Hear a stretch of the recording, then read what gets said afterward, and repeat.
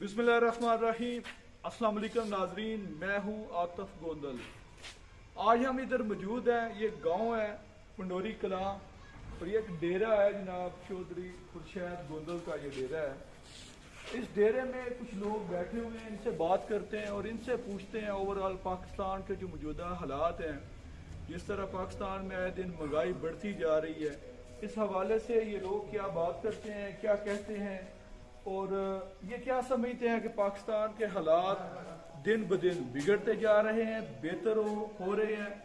इनसे मजीद बात करेंगे, तो आइए इनसे बात करते हैं, देखते हैं फिर ये क्या बात करते हैं। अस्सलाम वालेकुम सर। ये एक डेरा सा बना हुआ है, ये आप देख सकते हैं। इधर एक टीवी भी लगा हुआ है, लोग बैठे हुए हैं, ये हुक्का सिगरेट जो है वो पी रहे हैं। तो इनसे बात करते हैं ओवरऑल ये क्या कहते हैं पाकिस्तान के मौजूदा हालात के ऊपर। तो कोशिश करूंगा पंजाबी में बात करूं। कि हाल है सर, ठीक ठाक हो? डेरा डेरा कैसा जा रहा है? ठीक है। हाँ जी सर, आज इधर आ जाओ।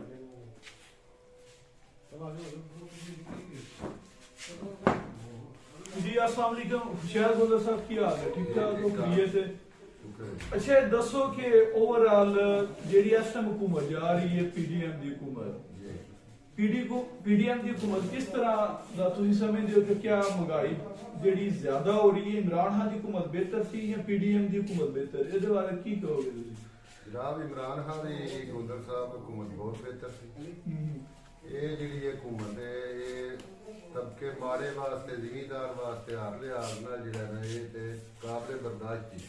अच्छा दसो कि इमरान खान की हुकूमत किस तरह बेहतर सी, इन्हां नाल किस तरह तुसीं कंपैरिजन करदे हो कि इमरान खान की हुकूमत बेहतर सी और इन्हां दी बेहतर नहीं? ਇਹਦੇ ਚ ਇਹ ਜੀ ਮੈਂ ਛੋਟਾ ਜਿਹਾ ਜ਼ਿਮੀਂਦਾਰ ਹਾਂ। ਮੈਂ ਜਿਹੜਾ ਹੈ ਇਹ ਜਦੋਂ ਇਮਰਾਨ ਖਾਨ ਦੀ ਹੁਕੂਮਤ ਸੀ ਉਦੋਂ ਡੇਰੇ ਤੇ ਮੋਟਰ ਲੱਗੀ ਹੈ, ਉਹਦਾ ਯੂਨਿਟ ਜਿਹੜਾ ਉਹ 8 ਰੁਪਏ ਸੀ। ਮੋਟਰਾਂ ਅਗਰ ਇਸਤੇਮਾਲ ਵੀ ਕਰੀਏ ਤੇ ਕਾਬਲੇ ਬਰਦਾਸ਼ਤ ਇੱਕ ਬਿੱਲ ਹੁੰਦਾ ਹੈ ਜਿਹੜਾ ਤੁਸੀਂ ਦੇ ਸਕਦੇ ਹੋ। ਜਿਹੜੀਆਂ ਖਾਦਾਂ ਦੇ ਰੇਟ ਠੀਕ ਸਨ। ਅੱਛਾ ਹੁਣ ਖਾਦ ਮਿਲ ਰਹੀ ਸੀ ਉਸ ਟਾਈਮ? ਮਿਲ ਰਹੀ ਸੀ, ਸਹੀ ਰੇਟ ਤੇ ਮਿਲ ਰਹੀ ਸੀ। 1600 ਤੇ ਕੁਝ ਪੈਸਿਆਂ 'ਚ ਮਿਲ ਰਹੀ ਸੀ ਯੂਰੀਆ। ਹੁਣ ਗਵਰਨਮੈਂਟ ਦਾ ਰੇਟ ਜੋ ਉਹ ਕੋਈ ਤਕਰੀਬਨ 2200 ਰੁਪਈਆ, 2250 ਤੇ ਮਿਲ ਰਹੀ ਹੈ 3600 4000 ਤੋਂ ਤੇ ਮਿਲ ਵੀ ਨਹੀਂ ਰਹੀ।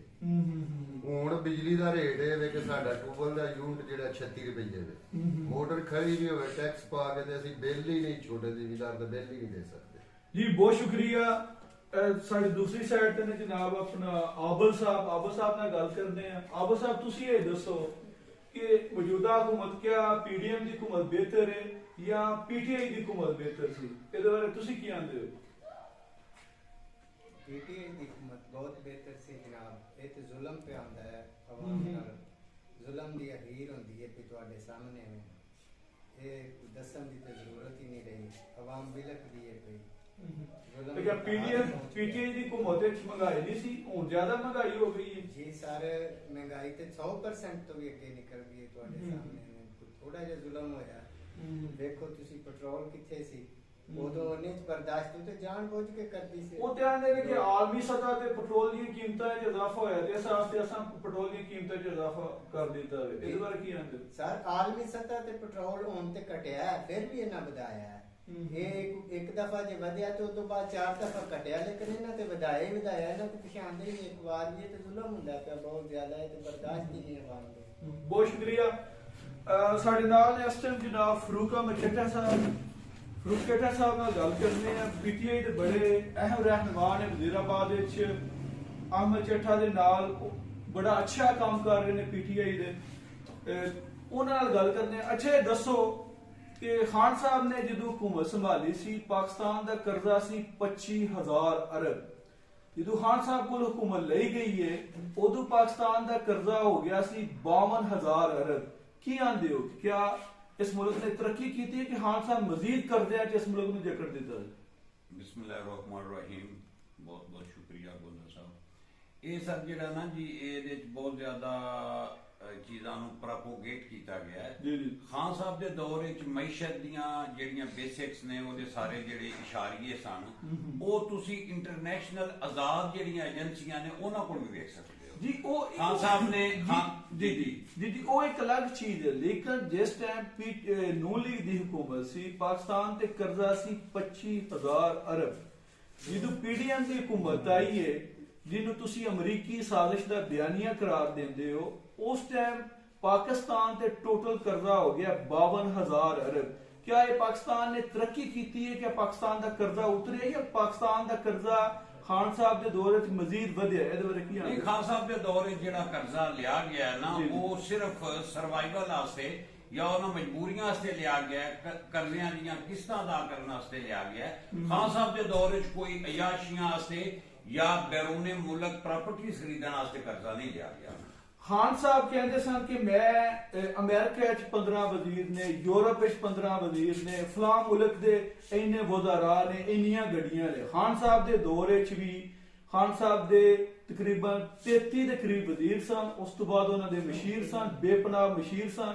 अखराजात खान साहब दे दौर च भी कम नहीं होए। की आंदे खान साहब दे दौर च यकीनन अखराजात कम होए ने। हुण देखो ना अजकल PDM दी गवर्नमेंट च 80 दे करीब वजीर जी, इस टाइम PDM ਦੇ 86 ਵਜ਼ੀਰ ਨੇ, 80 ਵਜ਼ੀਰ ਨੇ। ਹੁਣ ਤੁਸੀਂ ਇਹ ਗੱਲ ਤੁਸੀਂ ਮੈਨੂੰ ਮੌਕਾ ਘੱਟ ਦਿੰਦੇ ਹੋ ਸਵਾਲ ਬੂਤਾ ਚਿਰ। ਜੀ ਜੀ ਜ਼ਰੂਰ। ਖਾਨ ਸਾਹਿਬ ਨੇ ਪੂਰੀ ਕੋਸ਼ਿਸ਼ ਕੀਤੀ ਹੈ ਕਿ ਇਹਨੂੰ ਲਾਈਨ ਅਪ ਕੀਤਾ ਜਾਏ, ਇਹਨਾਂ ਚੀਜ਼ਾਂ ਨੂੰ ਜਿਹੜਾ ਉਹ ਰਾਹ ਰਾਸਤੇ ਲਿਆਂਦਾ ਜਾਏ।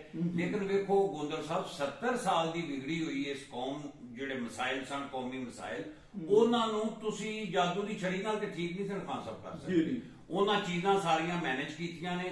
ਉਹਨਾਂ ਬੜੇ ਘੱਟ ਸੂਦ ਉੱਤੇ ਬਾਹਰੋਂ ਕਰਜ਼ੇ ਲਏ ਨੇ ਔਰ ਉਹ ਵੀ ਕਰਜ਼ੇ ਅਦਾ ਕਰਨ ਵਾਸਤੇ ਲਏ ਨੇ। ਫਿਰ ਖਾਨ ਸਾਹਿਬ ਦੇ ਦੌਰ ਵਿੱਚ ਇੱਕ ਇਹ ਬੜਾ ਪ੍ਰੋਬਲਮ ਆਇਆ ਕਿ ਕਰੋਨਾ ਆਇਆ। ਉਹ ਬੜਾ ਐਸਾ ਮਾਮਲਾ ਸੀ ਕਿ ਪੂਰੀ ਦੁਨੀਆ ਦੀ ਮਈਸ਼ਤ ਸਟਕ ਅਪ ਹੋ ਗਈ ਹੈ। ਲੇਕਿਨ ਪਾਕਿਸਤਾਨ ਵਿੱਚ ਅਲਹਮਦੁਲਿਲਾ ਤੁਹਾਡੇ ਆਲਮੀ ਇਦਾਰੇ ਮੰਨੇ ਨੇ ਕਿ ਪਾਕਿਸਤਾਨ ਕਰੋਨਾ ਦੇ ਬਾਵਜੂਦ ਬੜੇ अच्छे तरीके नाल अपनी मुआशी हालत ਨੂੰ ਬਿਹਤਰ ਬਣਾਉਂਦਿਆਂ ਹੋਇਆ ਲੋਕਾਂ ਨੂੰ ਰਿਲੀਫ ਦੇਣ ਵਿੱਚ ਕਾਮਯਾਬ ਹੋਇਆ। ਅੱਛਾ ਇਹ ਦੱਸੋ ਕਿ ਇੱਕ ਤਾਸਰ ਪਾਇਆ ਜਾਂਦਾ ਹੈ ਕਿ ਤੁਸੀਂ ਆਮ ਤੌਰ ਤੇ PTI ਦੇ ਬੰਦੇ ਗੱਲ ਕਰਦੇ ਨੇ ਕਿ ਕਿਉਂਕਿ ਖਾਨ ਸਾਹਿਬ ਨੂੰ ਟਾਈਮ ਥੋੜਾ ਮਿਲਿਆ ਹੈ, ਖਾਨ ਸਾਹਿਬ ਦੇ ਮਨਸੂਬੇ ਬੜੇ ਲੌਂਗ ਟਰਮ ਸਨ, ਇਸ ਵਾਸਤੇ ਕਿਉਂਕਿ ਉਹਨਾਂ ਨੂੰ ਟਾਈਮ ਥੋੜਾ ਮਿਲਿਆ ਮਨਸੂਬੇ ਕੰਪਲੀਟ ਨਹੀਂ ਹੋਏ।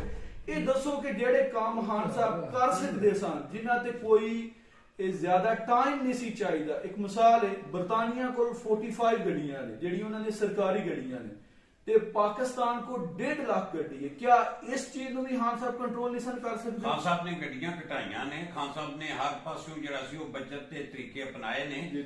ਖਾਨ ਸਾਹਿਬ ਦੇ ਬਾਕੀ ਲੌਂਗ ਲਾਸਟਿੰਗ ਮਨਸੂਬੇ ਜ਼ਿਆਦਾ ਸਨ ਜਿਹੜੇ ਟਾਈਮ ਘੱਟ ਹੋਣ ਦੀ ਵਜ੍ਹਾ ਤੋਂ ਪਾਇਆ ਤਕਮੀਲ ਨੂੰ ਨਹੀਂ ਪਹੁੰਚੇ। ਲੇਕਿਨ ਇਹਦੇ ਬਾਵਜੂਦ ਖਾਨ ਸਾਹਿਬ ਨੇ ਗਰੀਬ ਆਦਮੀ ਦੀ ਬਿਹਤਰੀ ਵਾਸਤੇ ਦੁਨੀਆ ਦੇ ਬਿਹਤਰੀਨ ਮਨਸੂਬੇ ਸ਼ੁਰੂ ਕੀਤੇ ਨੇ। ਤੁਹਾਨੂੰ ਪਤਾ ਹੈ UN ਨੇ ਇਹਨੂੰ ਕਿੰਨਾ ਐਪਰੀਸ਼ੀਏਟ ਕੀਤਾ ਹੈ ਜਿਹੜਾ ਉਹਨਾਂ ਅਹਿਸਾਸ ਪ੍ਰੋਗਰਾਮ ਸ਼ੁਰੂ ਕੀਤਾ ਸੀ ਔਰ ਇੰਨਾ ਟਰਾਂਸਪੇਰੈਂਟ ਪ੍ਰੋਗਰਾਮ ਸੀ। ਤੁਸੀਂ ਪਬਲਿਕ ਨੂੰ ਪੁੱਛੋ ਕਿ ਤੁਹਾਡੇ ਫੋਨ ਤੇ ਮੈਸੇਜ ਆਉਂਦਾ ਸੀ। ਕਰੋਨਾ 'ਚ ਉਹਨਾਂ ਨੂੰ 12,000 ਰੁਪਇਆ ਦਿੱਤਾ, ਫਿਰ ਉਹਨੂੰ ਵਧਾ ਕੇ 14 ਕੀਤਾ। ਉਹਦੇ ਇਲਾਵਾ ਜਿਹੜਾ ਬੇਵਾ ਔਰਤਾਂ ਵਾਸਤੇ ਮਦਦ ਦੇ ਪ੍ਰੋਗਰਾਮ ਸ਼ੁਰੂ ਕੀਤੇ।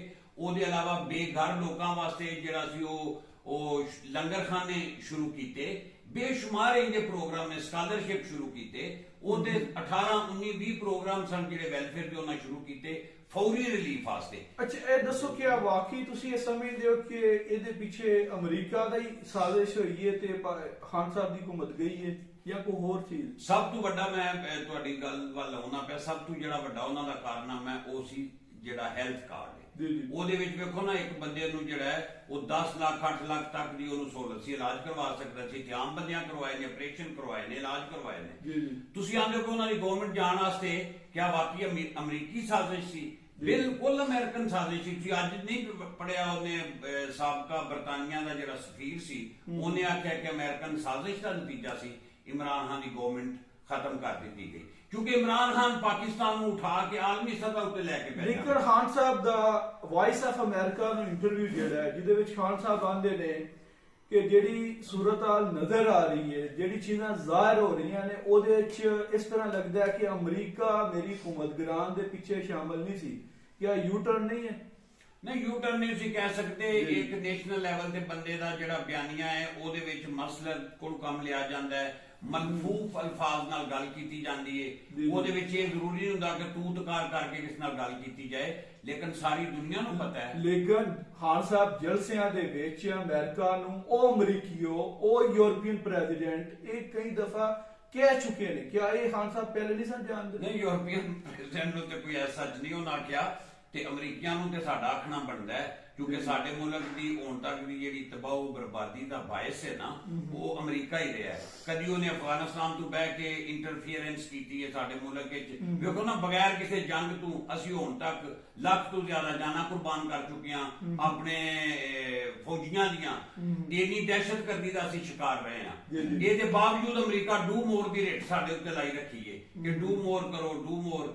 ਸੋ ਗੱਲ ਕਰਨ ਦਾ ਮਕਸਦ ਇਹ ਵੇ ਕਿ ਜਿਹੜੇ ਸਾਰੇ ਤੁਸੀਂ ਹਾਲਾਤ ਜਿਹੜੇ ਦੱਸੇ ਹੋ ਨਾ ਪਏ, ਇਹਦੇ ਪਿੱਛੇ ਯਕੀਨਨ ਅਮਰੀਕਾ ਹੈ, ਔਰ ਅਮਰੀਕਾ ਹੀ ਇਹ ਵਜ੍ਹਾ ਬਣਿਆ। ਪਿੱਛੇ ਇੱਕ ਰਿਪੋਰਟ ਛਪੀ ਹੈ, ਉਹਦੇ ਚ ਪੀਟੀਆਈ ਨੇ ਇੱਕ ਲੌਬਿੰਗ ਫਰਮ ਹਾਇਰ ਕੀਤੀ ਹੈ ਅਮਰੀਕਾ ਦੇ ਵਿੱਚ ਆਪਣੀ ਪੀਟੀਆਈ ਦੀ ਗਵਰਨਮੈਂਟ ਨੂੰ ਔਰ ਪੀਟੀਆਈ ਦੇ ਐਜ਼ ਅ ਪਾਰਟੀ ਨੂੰ ਬਿਹਤਰ ਕਰਵਾਉਣ ਵਾਸਤੇ, ਅਮਰੀਕਾ ਦੇ ਨਾਲ ਤਲਕਾਤ ਬਿਹਤਰ ਕਰਵਾਉਣ ਵਾਸਤੇ। ਇਸ ਚੀਜ਼ ਨੂੰ ਕਿਸ ਤਰ੍ਹਾਂ ਅਗਰ ਟੈਕਨੀਕਲੀ ਕੋਈ ਫਰਮਾ ਅਮਰੀਕਾ ਵਿੱਚ ਜਾਂ ਬਰਤਾਨੀਆ ਜਾਂ ਕਿਸੇ ਜਗ੍ਹਾ ਤੋਂ, ਸਾਡਾ ਬੈਸੀਅਤ ਤੇ ਕੌਮ, ਕਿਸੇ ਕੌਮ ਨਾਲ ਤੇ ਇਖਤਲਾਫ ਨਹੀਂ, ਬੈਸੀਅਤ ਤੇ ਮੁਸਲਮਾਨ ਕਿਸੇ ਮਜ਼ਹਬ ਨਾਲ ਇਖਤਲਾਫ ਨਹੀਂ। ਅਗਰ ਅਮਰੀਕਨ ਵੀ ਕੋਈ ਐਸੀਆਂ ਫਰਮਾਂ ਹਨ ਜਿਹੜੀਆਂ ਟੈਕਨੀਕਲੀ ਇਹ ਸਲਾਹੀਅਤ ਰੱਖਦੀਆਂ ਨੇ ਕਿ ਉਹ ਸਾਡੀ ਇਹ ਖਿਦਮਤ ਸਰ ਅੰਜਾਮ ਦੇ ਸਕਦੀਆਂ ਨੇ, ਤੇ ਇਹਦੇ 'ਚ ਕੋਈ ਬਾਤ ਨਹੀਂ।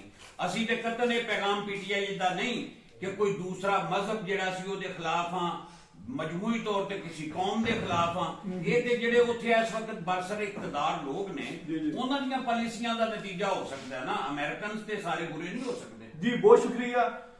ਸਾਡੇ ਨਾਲ ਇਸ ਟਾਈਮ ਦੂਸਰੇ ਦੋਸਤ ਮੌਜੂਦ ਨੇ, ਇਹਨਾਂ ਨਾਲ ਗੱਲ ਕਰਨੇ ਆ। ਜੀ अस्सलाम वालेकुम जी। अच्छा, जट जिम्मेदार लगते हो तुसी, सुनाओ की हाल है? ठीक हो? खैरियत है? किस तरह की गुजर रही है? गुजर दी बहुत माड़ी रही है। माड़ी रही है? की वजह है, क्यों माड़ी गुजर रही है? हुकूमतां दा कसूर है या साडा कसूर है या किदा आवाम दा कसूर है, किदा कसूर है? अवाम गरीब दा की कसूर है? अवाम ਨੂੰ ਤਾਂ ਰੋਟੀ ਖਾਣ ਨੂੰ ਨਹੀਂ ਮਿਲਦੀ ਪਈ, ਤੇ ਅਵਾਮ ਦਾ ਕਸੂਰ ਕਾਹਦਾ ਹੋਣਾ ਹੈ? ਆ ਜਿਹੜੇ ਉੱਤੇ ਹੁਕਮਰਾਨ ਆ ਕੇ ਬੈਠੇ ਨੇ 17 ਸਾਲਾਂ ਤੋਂ ਲੱਗੇ ਹੁੰਦੇ ਨੇ, ਇਹਨਾਂ ਬੇੜਾ ਗਰਕ ਕਰ ਦਿੱਤਾ।